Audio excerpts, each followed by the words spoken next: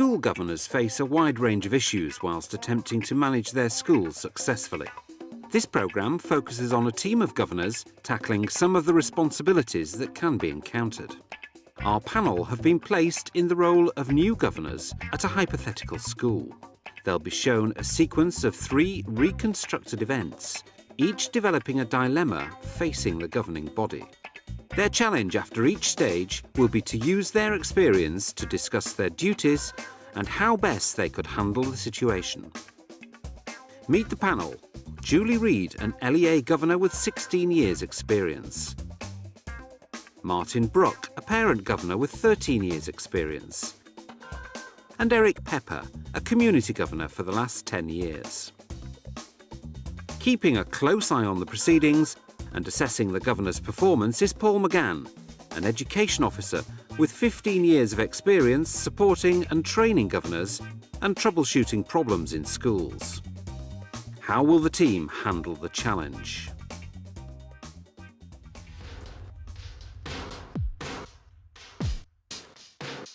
A school decides that its entrance area is in need of renovation. The proposed work is raised at a governing body meeting for discussion.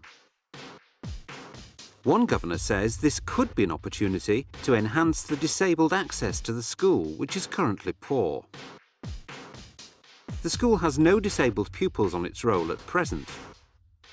However, the parents of one pupil have expressed their desire to send her sister, a wheelchair user, to the school next year. The school budget is limited, and the head is worried that it cannot stretch to include suitable disabled access. The panel start by debating the issue of disabled access provision. As from October of last year, the schools are bound by law. Yeah, that's right. Duty bound, yes. Yeah. Duty bound by law to have everything in the school, ramps, doors, disabled toilets under the Disability The Centre Act. Act. It is a point that there are a lot of things that we need in our school, more than we needed a lift for one pupil. Yeah, I know what you mean. And you sometimes think that you're making an example of this child because it's therefore going to benefit everybody. In certain things with disablement, you're actually benefiting one person to the detriment of everybody else because you're not able to spend that money on something that they actually all need. Yeah, but it's not one person, is it? Because if you get a parent in on parents' evening, you might get a new member of staff. I know, I agree, but these are all ifs, buts and maybes. Oh, yeah. They're not physically there now. We haven't got enough Yeah, textbooks. but they can never come if you don't change it. No, I agree, but we haven't got enough textbooks. Yeah, we I know, I haven't got enough agree. of this, we haven't got enough of And that. the school budget's not big enough, I agree. And we've had to spend thousands and thousands of pounds on a lift. I appreciate that, Martin, but that's the law of the land, and it says that we've got to have these things in the school, and there's nothing that the governors can do about it, and there's nothing that the headmaster can do about it. No, I agree. The only thing is where is he going to get the money from? All schools should be totally inclusive. And Yeah, inclusive. they should. Disabled people and children should all be able to have a choice of any school, even to the extent of certain things not being provided for everybody else, because it's the message it sends out. In focusing on the needs of one individual child, the governors are in danger here of focusing on disability as a problem to be solved rather than an opportunity to be taken advantage of. In fact, inclusive schools are what all schools should be aiming to be, and there are benefits to the whole school community of making schools as inclusive as possible. It's also the case that it's not necessarily fair to measure up the cost of spending money on disability with the cost of other emotive issues like textbooks. The issue for governors here is whether they can make arrangements to plan for the longer term as well as the short-term issues. I know it's difficult when budgets are tight, but if the school is planning major changes, including widening disabled access, then they need to think about putting some money aside on a year-by-year basis in order to plan for the future.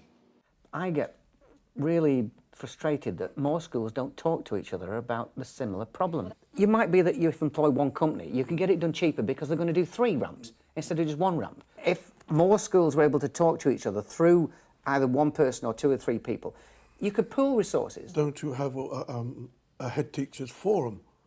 Yes, Oh, head yeah, teachers, but but they don't necessarily spread talk it down about... to other people. This is what I was saying to you earlier, where here, in this region, we have a governors forum and we have a representative on the head teachers forum, and they have a representative on the governors So you've forum. got like a thing, Right. yes, you've So got that you have that link, interconnection. yeah. That Right. sounds good. Our panel have raised a really important point here. In a world where schools are encouraged to be competitive, either through the publication of league tables or from parental choice on admissions, it's easy to forget that schools still face very similar problems. And any collaboration that governors can encourage, either locally or through such things as a governors' forum, are bound to bring advantages to the whole educational community. The school decide to go ahead and renovate the entrance area, including the disabled access.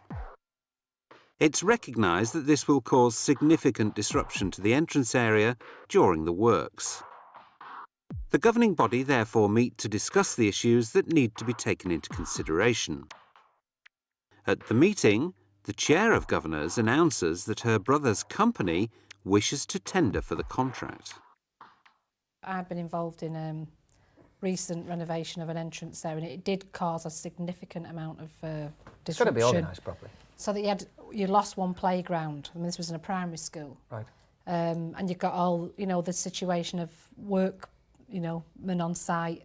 Sure. Who, I raised at governing body, are they police checked, and all of those kind of, because you don't know who's working for the company. And while you're doing it, it's best to think about, well, we need extra space. Sure. So we're going to put an area for the receptionist, we're going to put a head teacher's own office, which is quite often what happens nowadays. Sure. Some schools incorporate these porter cabins during this renovation period and put the school secretary, the headmaster and the deputy in a porter cabin. In a porter cabin. Yeah. Well, it works, Martin. It works. As long as he's on site, he can supervise what's happening. Wherever the work is, it should be closed off completely. Yeah, that's right. From pupils and staff until it's finished. Yeah. And you've got to find another way in. And You've got you to can do another structure entrance. traffic, come in before the kids and they go home after the kids. In a minor building work of this type, it will fall to the governing body to consider all of the possible implications to the school. There will be advice available from the local education authority, but it is useful at this stage for the governing body to consider all of the issues that might be involved in such a building work. For instance, the issue of security has been raised, the issue of health and safety, the issue of the disruption to children's education, and to ensure that there are contingency plans and policies in place to deal with all of the possible eventualities. The main thing that governing bodies can add to this process is local knowledge about the school and the way in which the school works. And it's important that in the tendering process, the companies that are going to tender for this project are very well aware of all the restrictions that might be placed on them in getting this project done, and that governing bodies have made their requirements absolutely well known. The panel move on to debate whether it's appropriate for the chair of governor's brother to tender for the job. Most LEAs or council authorities have a list of builders. Yes. Whom They call them considerate contractors now, don't they? These list of... Yes, that's right. But as to inviting the governor's brother to do it, no way. But you see, these things do happen. Yeah. I And like mean, you said, the guy might be the best and most economic for the job. You don't know. I mean, having it in consideration, I wouldn't rule it out completely. Knowing that you know who it is, you just view it in the context of every other quote, and nobody gets special consideration. It just goes to the one that you think is going to do the job best. You've got to put your cards on the table, though, Of haven't course. you? And Well, what if it goes wrong? If she'd not said, and he got the job, then that would have been worse. If you were, or she's the chair, she should have no input. No input. Well, So presumably that's up to the rest of the governors then to vote whether it happens or it doesn't. if the brother submits a contract, then the chairman or the governor should sit out of it. The Chair of Governors has acted quite correctly in declaring an interest in the potential outcome of the tendering process, and it is of course important that all governors are open about any potential interests they may have. However, there's nothing wrong with the governing body going ahead and choosing the Chair of Governors' brother, as long as the process by which they make that choice is open and above board, fair and objective. The subcommittee assigned to the task decides to employ the services of the chair's brother to complete the renovation work over the Easter holiday. However, halfway through the holiday, the head teacher receives a call from the foreman saying they have a problem. One of the subcontractors has failed to turn up, meaning the work has had to stop. The foreman says there's nothing they can do and the work will not be completed before the pupils are back in school. The head teacher phones the chair of governors to explain the situation and seek some advice. The head teacher is reluctant to allow the children back into school, with the building works still going on. Our governors begin by discussing the issue of allowing the children back into school. You're going to have to let the kids back in. You can't not let the kids back in. Reluctant to allow the school back into the building still going on. You know, you can't do that. He's got to go in. He's got to organise safe area. He's got to reorganise. But that should have been thought about before. Of course he should. There should have been a risk assessment done, and there should have been contingency plan. There should have been a What contingency if? plan B. Worst case scenario. Yeah. Diddly-dee, diddly-da. Because the parents will not be very happy after 2 weeks Easter break being told that the kids can't come back in school. No. Because they've got to go back to work. And he can't do that anyway, because there's no guarantee that the subcontractor is going to turn up after a few days. It might be a month. No. The only time that the school should be closed is if there's been an emergency where boilers burst or Yes. the heating's not working. Yes, or, act of God. Yeah, as long as the classrooms are okay for the kids to go into. It's important that before building work starts, governors are aware of who exactly is going to be carrying out the work and whether any of this is going to be subcontracted. It's important, therefore, that the subcontractors are held to the same requirements as the main contract and that governors know about this in advance. It's also important that contingency plans are not thought of during the middle of an emergency, and our panel are quite right to say that the governing body should have thought of all of the consequences of this building work before it started. Finally, I think our panel are quite correct to say that the school should look at every alternative other than closing the school or parts of the school. This would include looking at other entrances, using other buildings, or if necessary changing the curriculum for a period of time to enable the building work to be completed safely. Finally, our panel debate the potential consequences of choosing the chair's brother to do the work. It's irrelevant whether it was the chairman's No, brothers, it could have happened whatever. to anybody. Could happen Yeah. to any contractor. No, but it is relevant because now the head is phoning the chair of governors. This becomes personal. So what we've got to think about is other governors' reactions and whether certain blame is going to be placed here. And it will. And that will Chair not be of good for the governors is the whole COE. governing body. Could end up fighting and and collapsing, and the LEA might have to be called in. It also depends on the relationship the chairman has with the rest of his governors. They will all have had to agree to this person doing the job in the first place. So, you know, there's not just one responsibility here. no. But when it goes wrong, that's when they'll stick the it knife goes- in. Of course. All the infighting, the back down and the blaming has to be put on one side until the job is Yeah, safe, that's right. the risk assessment's been done, Exactly. and then it's finished. So the key now is to say, how would we get this job done?